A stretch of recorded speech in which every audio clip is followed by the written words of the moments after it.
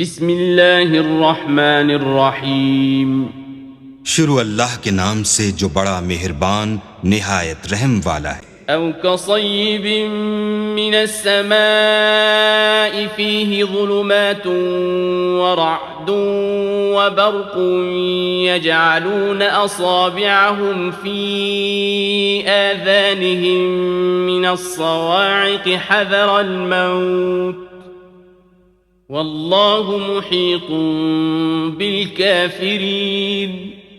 یا ان کی مثال مہ کسی ہے کہ آسمان سے برس رہا ہو اور اس میں اندھیرے پر اندھیرا چھا رہا ہو اور بادل گرج رہا ہو اور بجلی کوند رہی ہو تو یہ کڑک سے ڈر کر موت کے خوف سے کانوں میں انگلیاں دے لیں، اور اللہ کافروں کو ہر طرف سے گھیرے ہوئے ہے۔ يكاد البرق يخطف أبصارهم كلما أضاء لهم مشوا فيه وإذا أظلم عليهم قاموا ولو شاء الله لذهب بسمعهم وأبصارهم ان اللہ علی کل شیء قدیر۔ قریب ہے کہ بجلی کی چمک ان کی آنکھوں کی بصارت کو اچک لے جائے۔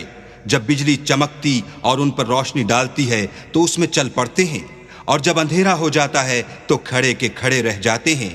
اور اگر اللہ چاہتا تو ان کے کانوں کی سنوائی اور آنکھوں کی بینائی دونوں کو زائل کر دیتا۔